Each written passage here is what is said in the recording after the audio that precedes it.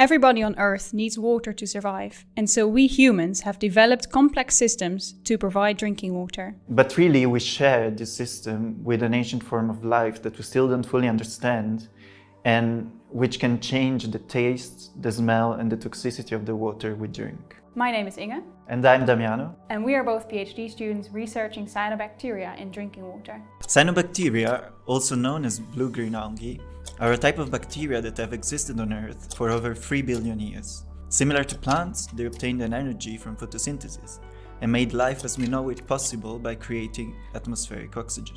Over a billion of years of evolution, they have come to occupy important roles in aquatic ecosystems, from rivers and lakes to oceans. But while they have existed for billions of years before us, human activities have significant impacts on populations of cyanobacteria and their ecosystems.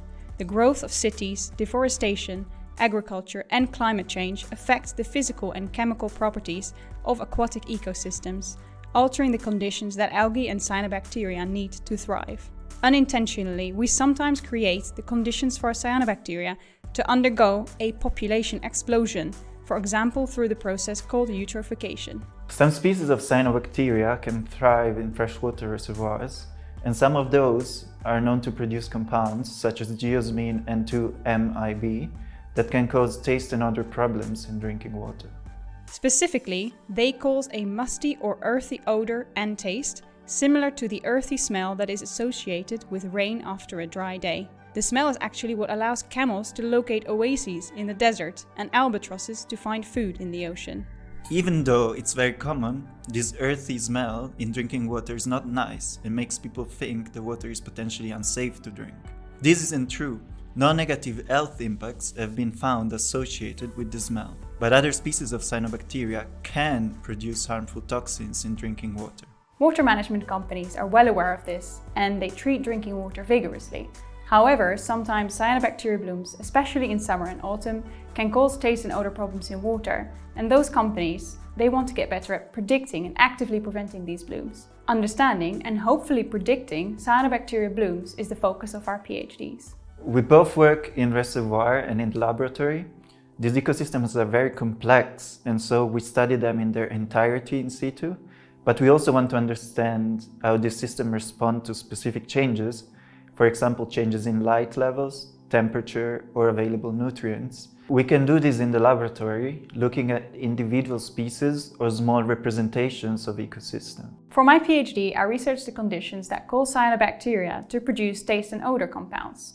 I've used water from a drinking water reservoir with taste and odor problems to do lab studies and get an insight in the effects of nutrients on cyanobacteria growth and taste and odor production.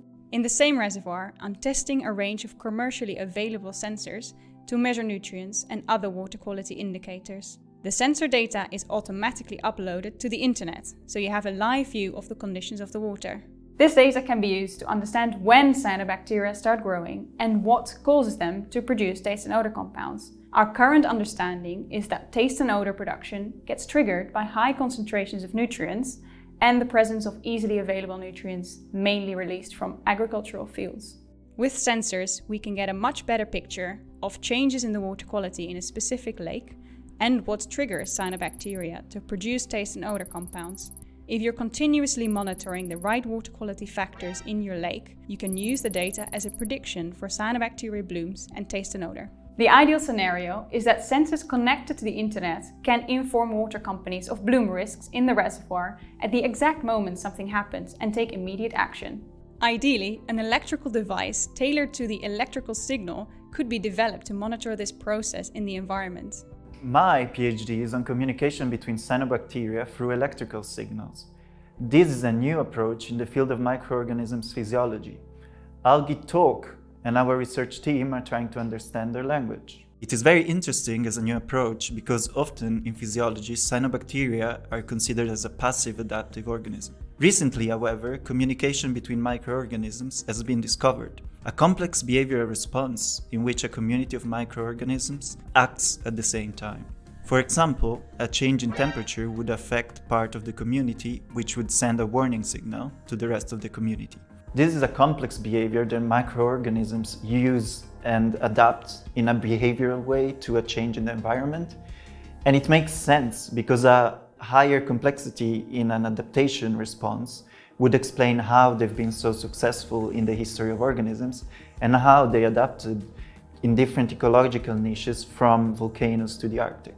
My project consists of developing a sensor prototype which can detect these electrical signals of communication and trying to understand when a blooming event is about to happen and predict it.